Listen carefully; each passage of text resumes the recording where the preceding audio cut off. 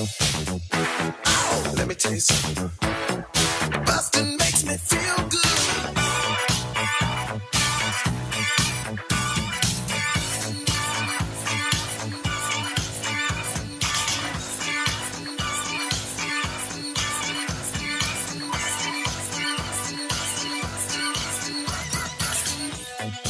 Hi, everybody. Welcome to Blockbusting, the podcast where we love to hate the movies. I'm your host, whose voice didn't crack this time on the intro, Jay Light.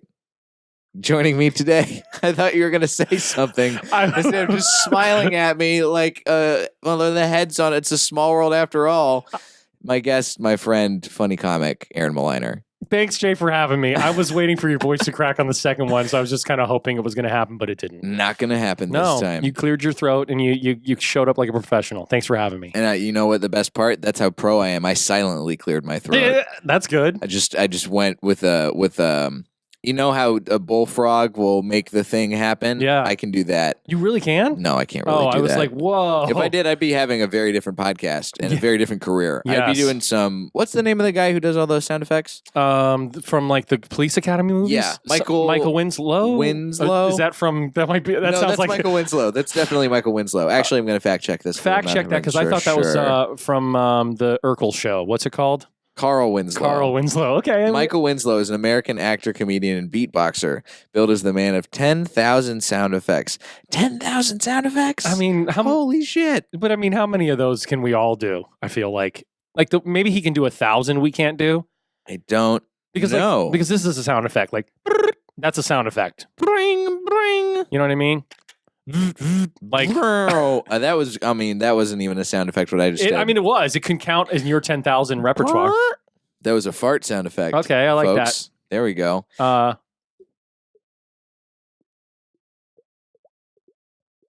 it's raining in the studio. Thanks for tuning in to my new sound effect Foley Artist podcast.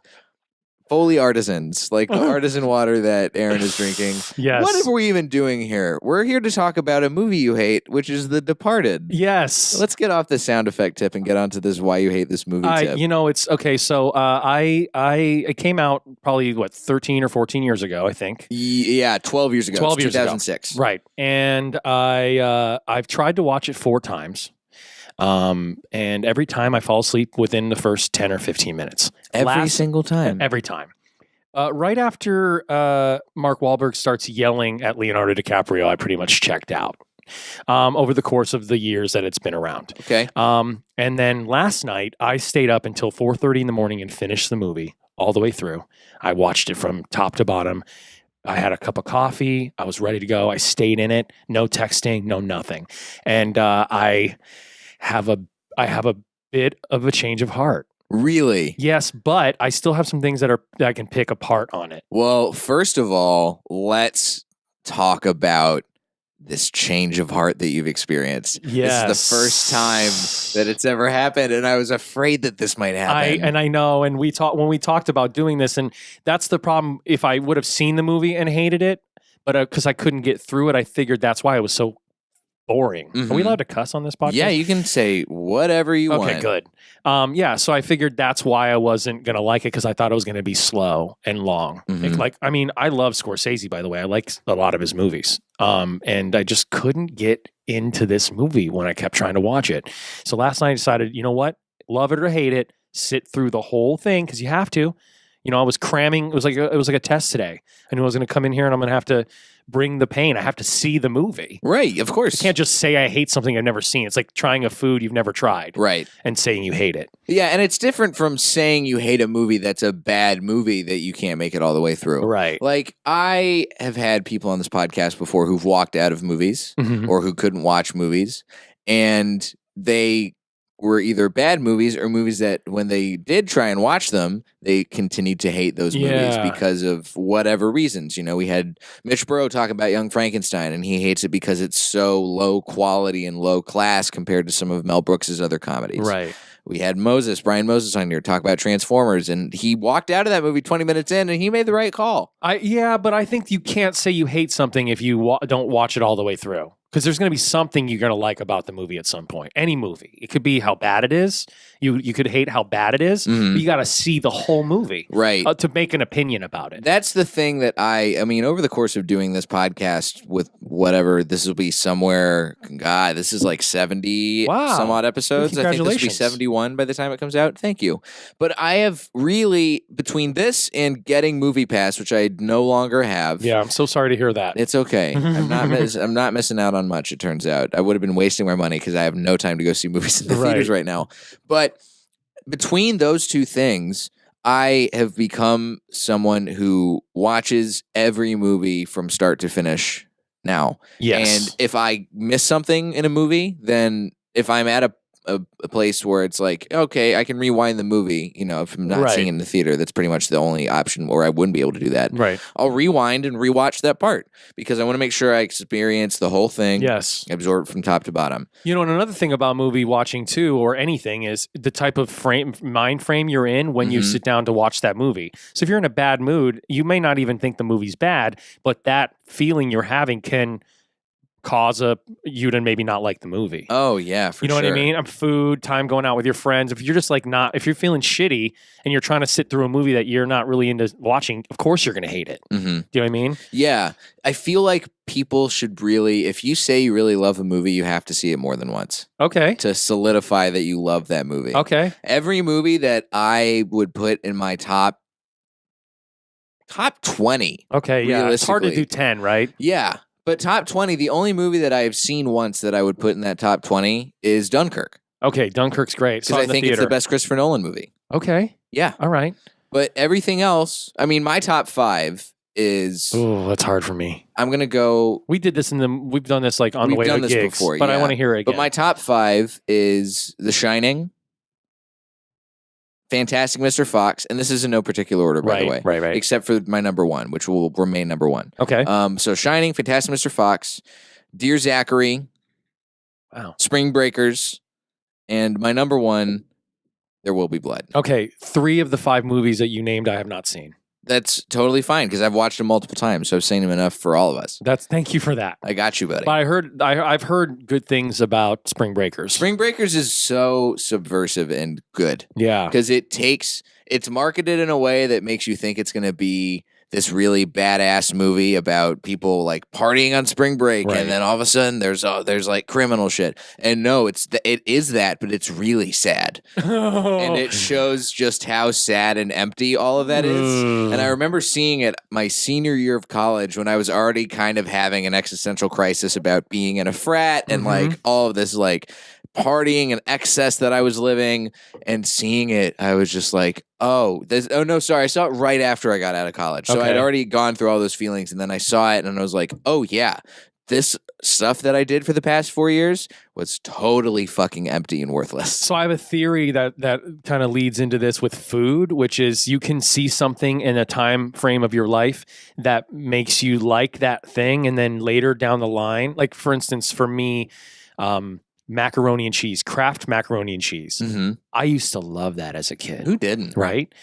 But then I had it recently, and I'm like, this is dog shit. Especially when you have good macaroni and cheese, right? Right. Stouffer's. Right. Or Velveeta. Even. Yeah. But Velveeta shells and cheese. Exactly. Wow. So good. There's a sound effect. I thought we were getting off of that. Here we are back. But because of the nostalgia that's attached to the fact that I used to love mac and cheese as a kid, Kraft mac and cheese, I can still eat it and like it. And I think that applies to movies as well. Like you'll watch a movie when you're a kid and you'll be like, this movie is so great. I love this movie. Then you see it as an adult and you're like, wow, it doesn't hold up at all. This movie's shit. Yeah. So I think that's part of it too. Like, especially with The Departed, for whatever reason, I don't know, because I was a younger guy, I just was like, man, this movie fucking drags, man. It's just so slow. 25 minutes in, I can't stay on board. And I love these characters. The actors playing the characters. Right. Because it's top of the line actors, too. You got Jack Nicholson, you got Leo, you got Matt Damon. Alec Baldwin, yes. Martin Sheen. This movie is crazy. because it's you got who else is in here? Vera Farmiga, Anthony Anderson. Who's the woman that plays the psychiatrist? I love her. She was in Up in the Air, right? Yeah, With, Vera Farmiga. Yeah, Vera Farmiga. She is beautiful. She's fantastic Oh too. God, Great actress, so great in this movie. what a thought by just being with two of the baddest dudes like Matt Damon and Leonardo. She's a little bit of a. Did you call her a thought I because called she's her a psychologist? Also, I called her a thought. Yeah, it was a double entendre. Yeah, she's a thought and a thought. Dude. Hey, that's what we do on this show now. Since you have ruined the premise of this show, you do not hate this movie. I can pick it apart though. There are things I did not like about it. Well, let's pick it apart then. And first of all, before we really get into picking it apart, I do want to know what changed your mind. I really love Jack Nicholson in the movie. I mean, what's not to love about Jack Nicholson? Jack anyway? Nicholson is fantastic. He's incredible. I mean, obviously one of the greatest actors of our time. And this is one of his last roles. I think he did like About Schmidt because he hasn't. I mean, he's kind of retired from acting. Yeah, he doesn't really do much of that anymore. No, he did. Let's see. In last roles. Wow, that's crazy because that was 06. And so 12 years he hasn't done much. He did. This is what he did afterwards. He did The Bucket List. I never saw it. Neither did I, but spawned a whole generation of people wanting to do stuff. Oh, yeah, that's true. Then he did How Do You Know, where he played Paul Rudd's dad, directed by James L. Brooks. He showed up on the 40th anniversary special of Saturday Night Live. And then I remember watching that. He hasn't been in a movie since 2010. Yeah. And you think he's going to come out of retirement for something special, right? That's the thing. So he's... Oh, wait. Nope. Never mind. Sorry. Sorry to disappoint you preemptively, Jack Nicholson fans. He was going to do a remake. There's this movie that came out in 2016 called Tony Erdmann, which is a movie about a dad and a daughter who have this weird relationship where the dad is like pranking his daughter constantly and doing all kinds of weird... Like a YouTube type thing? No, where he lives and it just like pranks her constantly. Like he shows up to her work dressed up as a character who's a weird motivational speaker named Tony Erdmann, and he does all sorts of other stuff. And apparently it's this really weird, sweet comedy, and it's a German movie. And it got set to be remade with Kristen Wiig as the daughter and Jack Nicholson as the dad. But sad to say, on August 20th, 2018, Nicholson dropped out of the project. Ooh. I always wonder about stuff like that. I always wonder if it's like he didn't like when he signed on and the first round of the script he liked and then something changed and he dropped out, or he was just like, well, I've got enough money, I don't need this or whatever. That's a terrible Jack Nicholson. I just don't, I always wonder. And I'm not tapped into Hollywood. I got no answers for you, folks. Yeah. Anyway, so you hate this movie initially. You can't get through it. You watch it, you said, well, like four times. And every single time falling asleep, and I don't fall asleep during movies. And was it always at the same spot? The first 25 minutes. It was just like, dude, I mean, I can't get over this. And those first 25 minutes, it's basically... setting it up. Exactly. It's all set up. You don't even get the name of the movie, The Departed, until about 15 minutes into the movie, which is, I mean, that's pretty cool. I dig that. You're getting, and then it's like, boom, The Departed with some great music. Right. In like Scorsese form. And it doesn't, it's slow and it's build up. Yeah. And that's the stuff, and you just can't sit through it. Yeah. And that's your deal. And I did feel that within the movie as well. Scorsese has a way of, really drawing it out, and he's a filmmaker and he's a great one of the best of all time. But there's, I still could have, they still could have cut out about 35, 40 minutes of this movie. Yeah. Still, even watching it now. And I don't know if that's my ADD being in the 2018, we're like, get to the point, or that's just slow. I mean, Wolf of Wall Street was long, but I didn't feel like looking at my clock. Well, because Wolf of Wall Street is paced in a different way than this movie is. This movie runs a hot 151 minutes. It's 2.5 hours of movie. Yeah, trust me, it feels that way too at 4:30 in the morning when you're watching it. Right, and it's a crime drama in a way that Wolf of Wall Street obviously is not. The Wolf of Wall Street, if anything, is it's a crime comedy. Mm-hmm.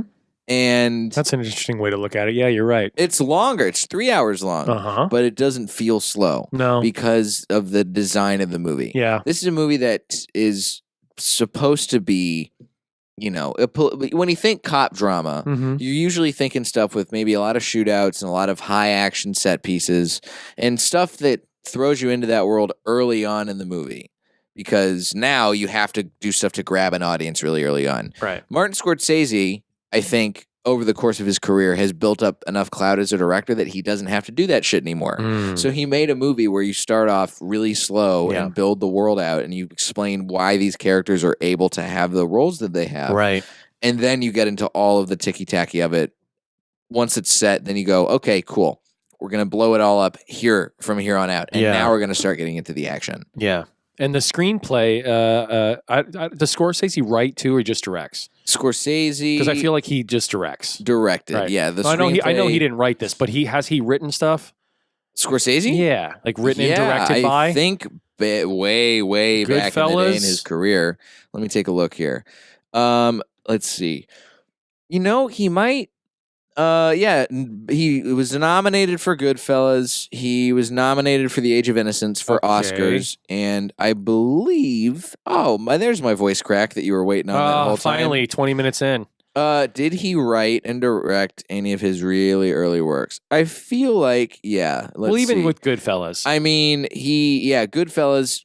He wrote. Such a great movie, greatly written, great characters. One of my top 10s. For sure. Yeah. Yes. It's a really good movie. Scorsese's in my top 10. Throughout your top 10? He's... Or just Goodfellas? Just Goodfellas is in my top 10. Yeah. Interesting. Yeah, incredible movie. I watched it. That's one of those movies, it's whenever it comes on, you got to watch it. It's just, you're like, well, I guess this is what I'm doing now. Yeah. It's one of those movies. And it's greatly paced. It doesn't drag at all. I don't know. It's just a great fucking film. Yeah.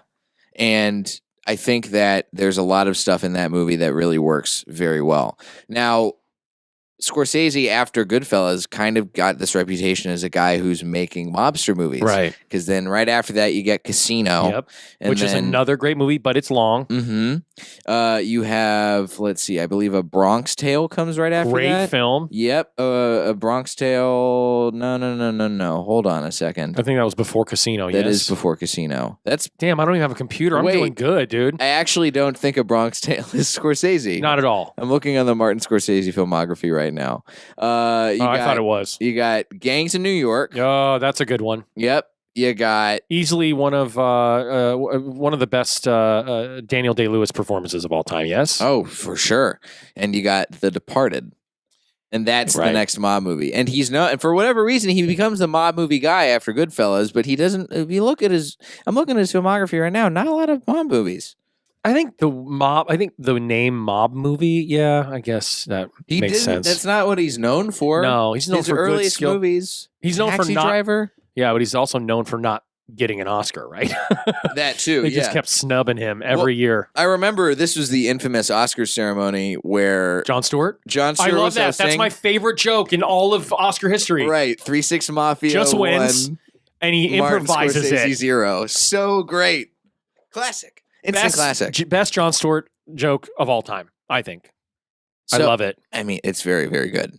It's probably one of the quickest things. Nobody can top that. So I agree. We're going. Sorry. It's okay. It happens. No, Tangents happen. Tangents happen, especially when you don't dislike a movie, you fucking false advertising liar. I know. I wanted to come in and lie, but I couldn't. I appreciate that you didn't come in and lie. Thank you. So, all right. So what causes you to come around as you watch more and more of it? So obviously the Nicholson character I really appreciated because you don't hate him, which is unusual in that role. He's collecting money towards the beginning.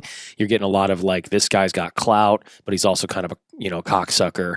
But you don't hate him. You're kind of intrigued by him. He's right. He obviously takes care of Matt Damon's character as a little kid right off the bat because it's Jackie's. It's his nephew or whatever. I don't know the timeline. But basically, you get the young Matt Damon, and he's like, you like sandwiches, and fills his his grocery bag up, takes it. So it's like he takes care of the people around him that he loves. Right. Tells him whenever, later down the line, if you want to make some money, where I'm at on L Street or wherever. And so you kind of like him. Right. So that was he's charming. He's charming, and again, because of it being Jack Nicholson, it's hard for you not to continue to want to watch Jack Nicholson. So that was great, and then I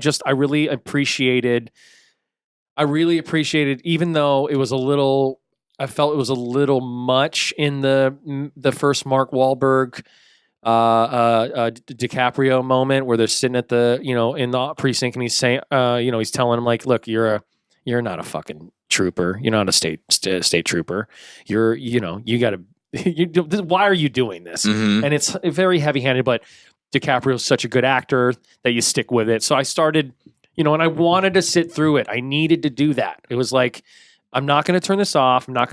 So and then I started, it's like once I got past a certain point, it was like, oh, this is a good movie. Get in. Yeah. This is a good movie. It is a good movie. It's a good movie. I haven't seen it since it came out, though. Oh, yeah, because I'm noticing right now, as I'm saying it, since I just watched it last night, I'm so fresh on it. You're very fresh. And you're kind of having to, I'm on the Wikipedia. You're doing a little bit of summary reading. Exactly. Yeah. And that's just how it has to be. But you said that you like it, but you haven't seen it more than twice? Nope. Oh. That's why it's not anywhere near my top something. I get it. It's not even in top 20. No. Definitely not. Really? Mm-mm. Are other Scorsese's in your top 20? I would probably put either Taxi Driver or Raging Bull in my top 20. Okay. Raging Bull stands out to me more as a wholly better movie, but Taxi Driver has some really good moments too. But Raging Bull's just such a. I don't know. I remember I watched that movie in film school, and it's one of those movies that there's just something about it, and it just feels like a movie that could not. It can't be replicated. Right. Because it's got so much going on and it's so intense. Yeah. And the black and white with cinematography adds this other layer to it. Yeah.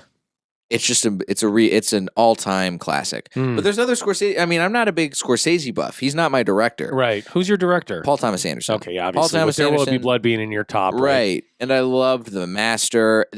Paul Thomas Anderson, he's got at least 2 movies in my top 20. Magnolia is so good too. Magnolia, Boogie Nights. Boogie Nights, of course. That's the one. Phantom Thread. Never saw that. Dude. Phantom Thread. That's one of his newer ones, right? It's the one that just came out. I heard it's very boring and long. But I mean, I can sit through it because I like PTA. It is. It's the thing. It's a subtle movie. It's a fucking subtle movie. Yeah. And Paul Thomas Anderson doesn't make subtle movies. Mm-hmm. Paul Thomas Anderson makes movies with big bombastic set pieces and crazy stuff going on. Right. And wild characters. This is his most calm, toned down movie, and it works. Yeah. It's amazing. Anyway. So back on the train. Here we go. Let's get back on the train. So you still find parts of this movie that you don't like. Yes. What are those things? Okay, so the one thing that I find, which is it's nitpicky, but because it's Scorsese and this isn't his first rodeo. Mm-hmm. This is his 25th rodeo. Yeah, the continuity. There's a lot of bad continuity, and I see it. And for me to I mean, obviously, I like movies. Mm-hmm. I understand editing in such ways, but one of the great scenes is with Jack Nicholson. So I'll kind of refresh it a little bit. It's kind of a montage. He shoots a guy in the back of the head. The guy falls. He shoots his wife next to him. She falls, and he says, and I guess he improvised this line. He goes, she fell funny. And when you get one shot of it, she's laying on him, and then the other shot, she's not laying on. There's a quick cut back. And to me, I know it's nitpicky, but I mean, you're Scorsese. You should know better. Especially in a moment like that, that's not like a throwaway part. That's kind of we're seeing Jack Nicholson's character. I can't remember his name in the movie. It's like Costello or something. Frank Costello.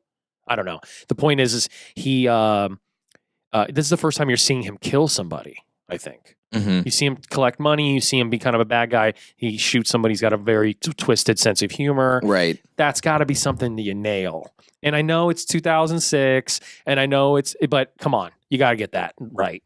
I'm sorry. No, don't It's super apologize. nitpicky. And I'm sure people are like, fuck, you've never made a film, Aaron. You don't know what it's like. You're right. You're right. I have made a couple of films, but they're not anything anybody's ever going to see. Well, the other thing is you've been making movies for that long. You're working with the same editor for years. You can't miss stuff like that. Yeah, and there was a couple of those moments continuity-wise, also audio-wise. I'm seeing lips move and they're not saying the things that they're saying, like there's a scene where they're under the bridge and they meet up with DiCaprio and it's I believe it's Mark Wahlberg and Martin Sheen. And just lips moving and they're not saying it's like that kind of stuff to me. I see as as a film buff and guy that likes movies, that stuff sticks out like a sore thumb. Your regular Joes who are eating popcorn watching it never catch that stuff. Right. So I'm obviously, again, very nitpicky, but those things as Martin Scorsese is trying to be and is one of the greatest filmmakers. I mean, he's definitely one. Definitely is. You got to nail that stuff, man. Mm-hmm. There's just no excuse, especially when you have a budget like him. Nobody's telling him no. Especially, of course not. And this was a time they're not shooting on digital, right? This is film. I believe, this is probably right at the top of film. Right at the crossover between when film and digital started to switch around. So he's shooting on film, and you're not worrying about missing shots or daylight or anything like that. Your Scorsese will add another day to the. So I do some ADing. That's how I know that world. But it's like no one's telling him you can't have another day on set. You know what I mean? Right. So that was a little nitpicky. So I didn't like that. And then. And like I said, it dragged a little bit. You could still shave about 35, 40 minutes off of that movie. That's always my biggest complaint with movies is that they're just too long. You can cut, in most movies, you can cut like 15 minutes out of the movie and it works. Yeah, and I think better. You know what that is? I think it's the fact that they don't want it to check in at an hour 20. They want it to be an hour 35 or an hour 45. Like somebody, for whatever reason, it starts to feel more like a short film. At an hour 20? Well, I mean... especially with a Scorsese movie where they're averaging 3 hours. Yeah, an hour 20 Scorsese movie feels like a short film. Yeah, I guess you're right. Do you know what I mean? I would love to see PTA. Well, but that's okay. So let's go back to Chris Nolan. Okay, Dunkirk, his shortest movie, 90 minutes in and out, and it's a war movie too. And you don't make war movies that are that short. No, it's impossible to make a war movie that's that short theoretically. But he does it, and it's the best. Yes. It's his best movie because it's also super expensive to make. That's why I had to make it so short. Yeah, but it's so it's so very great. good. Did you see it in IMAX? Yeah, yeah, me too. On the big screen. Yeah, oh, you got to see it that way with the sound. Oh, it's all encompassing, and it's so. It doesn't matter to me if you can make a movie that feels short. If you can make a movie that feels short and that's long, great, even better. That shows you understand how pacing and editing are supposed to work. Shows you're a really good director. If you make a movie that feels long and if you're a long-term working director like Martin Scorsese and you're doing that, come on, man. Come on, Martin. Come on, Marty. Come on, Marty Score. How about you come take a gander on this podcast, Marty? Marty Scores. Dude, that would be crazy. I would love to have him on. Yeah, who wouldn't? For any sort of podcast. Let me ask you this. What do you think? Okay. You go ahead. You say your thing first. Don't forget that, though, because I want to hear what you're saying. But I was saying, wouldn't that be wild to hear what movie he hates? I would legitimately, and I don't know if any of my listeners know how to get in touch with not just you have a better chance trying your own. I mean, think. Not just Martin Scorsese, but like other directors. I would love to hear what those folks have to say about movies that they don't like. Yeah. It's just, it's fun to do it with comics, but it's also fun to hear from more than that. It's also fun to hear from other film people. Well, it becomes a nerdy podcast. You got to have people who really, film people especially, right? Oh, and dude, I don't give a fuck. I'll make this a nerdy podcast. No, it's great. I'm not saying that's a bad thing. Right. I'm just saying with comics, it can be like Transformers. I'm sure Brian Moses had a lot of fun picking that movie apart. Right. But I also think, it's like, well, you get a guy who has been on the front lines and made movies. Yeah. And he's picking it apart. It's a different ballgame. This is a very interesting episode. This is like the most, we're going real meta. We're talking about, I legitimately don't even know what to call this episode because it feels wrong to call it Aaron Mliner Hates the Departed because you don't hate it. Yeah. Well, you could call it Kind of Hates the Departed. I think I might call it Aaron Mliner Tried to Hate the Departed. That's pretty good. That's good. It's clickbaity. Let me ask you this. There's so many Martin Scorsese movies that feel like classics that would come up before The Departed. I don't think anybody is naming their favorite Martin Scorsese movies and saying The Departed as their top pick. Yeah, I agree with that. Why do you think that is? Because you kind of nailed it earlier in the podcast by calling it a cop drama. Because he made a type of movie, and he does it in this movie too, with the DiCaprio character of being the guy that just will go off the rails and take a bottle and crack it over somebody's head, like a Pesci in Goodfellas, or even a De Niro in Casino. But you still have the internal affairs of the CIA / FBI and the Boston Police Department. It just doesn't feel like that Scorsese vibe. So I think that's probably a part of why it's one of the movies that, look, Scorsese makes The Departed, and across the board, people are like, great film. Like that was why one of the reasons why you had me on it, because you're going to be one of the only people that says they hate this film. Mm-hmm. So you're getting what what you're getting when you go to a Scorsese movie. You're going to get those great moments with like a cut back to kids in a small town with mob kind of run situations. You're going to get great montages with fantastic music. You're going to get that the off the rails DiCaprio slamming bottles and getting in fights, but it doesn't when you get. Especially when you do, I feel like if Departed came earlier in a Scorsese career, it would be one of their favorites. Mm-hmm. But because you get such a good movie like Goodfellas or Casino or Raging Bull, we're talking deep into his career. Right. He wants to try something a little bit different, but it's still kind of along the lines. Yeah, the most different thing he does in this movie is adapt I think it was a Hong Kong movie into being an American audience movie. Okay. That's the most different he gets with this. Yeah. Other than that, it's pretty paint by numbers Scorsese. Yeah. It's pretty paint by numbers cop drama. Now, but if you take that movie, we're talking about The Departed, and you put it next to The Town, I think The Town's a better movie. I think you're right. And that's crazy to say. That is crazy to say. But it's so good. The Town is a very good movie. Because The Town is kind of like Heat and Departed combined, I think. Yeah. Like The Town was the first movie where I was like, oh my God, that's as good as like the crazy scene at the end of Heat. By the way, spoilers for all this podcast. Like if anybody, I'm sure all your podcasts like this because they talk about the movie. Oh yeah, spoilers. Who cares? I'm talk spoilers. Yeah, yeah. I just say like Heat at the end of Heat. I mean that fight I've never seen Heat. So wow, I know. Dude, you got to see Heat. I know it's so good. I'm very behind on the Michael Mann. Yeah, I mean, whatever. That's just plus you live in LA and it's all shot here. And it's just a great movie. If you like cop movies or you like because you talked about like chasing and crazy shootouts, dude, the end of Heat just goes hard. I gotta watch it. And you get Kevin Spacey before, or after whatever he went through or whatever with everything. I mean, if we're going cop dramas, I'll pick The Dark Knight over The Departed. But over The Town? Yeah. It is good. The Dark Knight is very good. It is, and it's a cop drama. It is a cop drama. It's a cop drama. It's not a superhero movie. It's not a superhero movie. That's why it resonated so much with everybody. You're right. That's why it got nominated for all those awards. You're right. That's why The Dark Knight Rises couldn't live up to that level. I love The Dark Knight Rises. But The Dark Knight Rises is more of a superhero movie than The Dark Knight. Yeah, but I also think that this is an unpopular opinion, but I think Heath Ledger dying also helped that movie a lot. I mean, yeah, you're probably right. I mean, think about when Paul Walker died.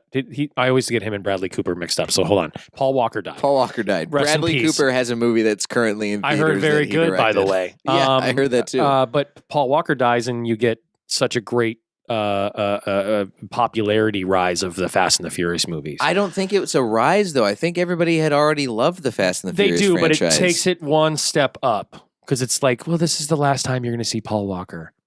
It's hard to hear, but it's true. Well, okay, on that level, Paul Walker did not die in the process because of making the movie, though. Right. That's the thing. Heath Ledger died basically as a result of the process he put in on The Dark Knight, which is fucking Which is also bananas. Weird because Jack Nicholson played the original Joker, so there's some sort of connection with this podcast and that conversation. We're getting real fucking meta on this show. As fuck. Dude, this is wild. This is maybe the strangest episode of the podcast I will ever put out. I don't know if that's good or bad, but I'll take it. I think it's good. Well, if we're going to compare this to a Martin Scorsese movie, since we have, I think, roughly the same amount of episodes as Martin Scorsese has made movies at this point. Wait a minute. Oh my God. Sorry. Just a fun fact. The film opens with "GimMe Shelter" by the Rolling Stones, and and that seems like the most Martin Scorsese song choice for like any movie of all time. Okay. I wonder how many times that song's been used in movies, though. It's probably a ton. Oh, because it's a classic. It's the same reason that they play Creedence Clearwater Revival songs in every Vietnam movie, because it's just it's of the time, and it like Top 10, it Forrest says a kind of thing just by having that song in your movie. Right. It just does. Okay, let's get into Martin Scorsese movies. If this episode is a Martin Scorsese movie, whoa, I'm gonna go. What would be your song? Of course, I'm gonna open with "GimMe Shelter." Okay, I gotta. Okay, "GimMe Shelter" is a great classic song. I love it. Or "Sympathy for the Devil," which also seems like a Martin Scorsese song. That had to have been used in Wolf of Wall Street, right? I think so. Also, all the Stones songs could be used in a Martin Scorsese movie. If we're gonna go with this episode is a Martin Scorsese movie, I'm looking at his list of movies, and there's some real weird picks on here, man. There's Hugo. Wait, what are we looking at? I'm sorry. The list of Martin Scorsese filmography. So if you want to come what he's here, made. This is not all of it. This is just the feature films, I believe. Right. I'm thinking this episode. It's not Hugo because it's not kid friendly. Shutter Island. This episode is the Shutter Island. Okay. Of Scorsese podcast. I didn't see Shutter Island either. Shutter Island's a weird movie. It is. It's like a horror movie. Yeah, and it's kind of not, but it is. I like that. It's good, but it's like it's weird. It's definitely a really weird movie. Yeah, and that's how this episode is. I don't know if you're my dead wife or if you're my podcast guest. You had to have seen that movie to that's understand okay. that joke. I the movie it. heavily features Leonardo DiCaprio's dead wife, but it might not be dead. Oh, he might be a mental patient the whole time. Yeah. Spoilers. I don't remember if those are spoilers or not, because I don't remember if that's the plot of the movie or not. I like it though. But I also like that Scorsese gets around the different genres. He's like, all right, you know what? I've made mob movies. I've made cop dramas. Let me try a weird M. Night Shyamalan horror style movie. Yeah. That's what it was. And that's like in the area of when M. Night Shyamalan was blowing up, 2011, right? Like you get I think it was sooner than that. I think maybe 2009 or 8 you get The Sixth Sense or something and kind of the M. Night Shyamalan world. Yeah. Right? Something about there. Sixth Sense is 2000. Then you get this Signs is after that, then The Village. Right. And then which I actually liked The Village. A lot of people didn't like The Village. I liked it. I almost said The Ring, but and I like Signs too. Signs is good. Signs is a good movie. And Joaquin Phoenix is so good. Unbreakable is good. Never saw it. You got to see Unbreakable. That's with Samuel L. Jackson. Split. That's the newest one. That's the new one. Or newer one. And then the other thing is there's the trilogy, because now it's become a universe with Glass. Oh my God. You like M. Night Shyamalan? Yeah. What's the one he made with like the Devil's Elevator or something, or like it's called Elevator? I think it's just called Devil. Yeah, and it's not him though. That's the thing. He just produced it. Oh, I see. But we're getting off track. Sorry. Yeah. Actually, you know what? I can't say we got off track because I don't think we were ever on the track to begin with. we took a car. This is a car ride. This is not a train trip. No. Wow. Hey, by the way, you know what Martin Scorsese's next movie that's coming out is? No. Crime drama. Really? The Irishman. Okay. For Netflix. No, I heard you can actually Google this. I think he pulled out of that. Nope. He's definitely making it. He's making it. I was just, as last night after I finished, I want to know what was next for him. He's making it. Okay. Because I heard he pulled out of it. It's just taking a really long time to get released. Got it. Because it got made, it wrapped on March 5th.